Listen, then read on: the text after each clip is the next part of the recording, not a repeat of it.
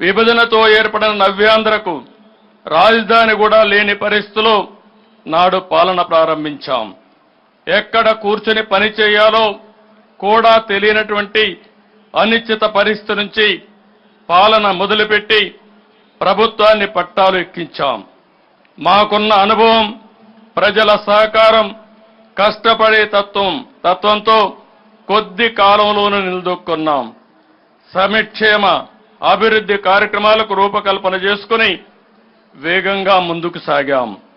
దేశంలో ఎవరు ఊహించిన విధంగా సంస్కరణలతో, సమర్థవంతమైన నిర్ణయాలతో, సరికొత్త పాలసీలతో 13.5% వృద్ధి రేటుతో దేశంలో టాప్ 3 రాష్ట్రాల్లో ఒకటిగా సగర్వంగా నిలబడ్డాం. 120కి పైగా సంక్షేమ పథకాలతో ప్రజల జీవన ప్రమాణాలు మెరుగుపరిచాం. ఈజ్ ఆఫ్ డూయింగ్ బిజినెస్ లో ప్రథమంగా నిలిచాం.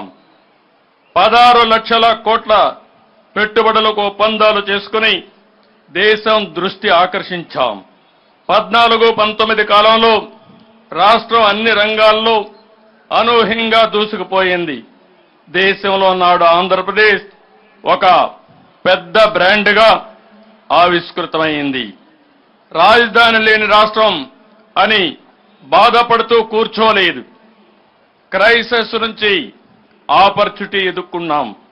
ఆ క్రమంలో రాష్ట్రానికి నడిబొడ్డుగా ఉండే అమరావతి ప్రాంతంలో దేశం గర్వించే రాజధానికి శంకుస్థాపన చేసుకున్నాం.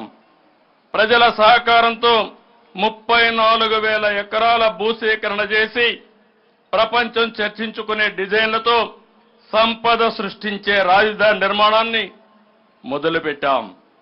మనది వ్యవసాయ ఆధార రాష్ట్రం. రైతు బాగుంటేనే రాష్ట్రం బాగుంటుందని నేను ఎప్పుడూ నమ్ముతాను.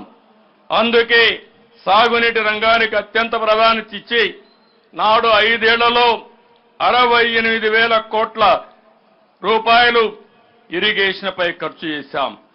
రాష్ట్రానికి జీవనాడి అయిన పోలవరం ప్రాజెక్టుకి అత్యంత ప్రాధాన్యత ఇచ్చాం. ఒక యజ్ఞంలా పోలవరాన్ని నాడు పరుగులు పెట్టించి 73% పనులు పూర్తి చేశాం.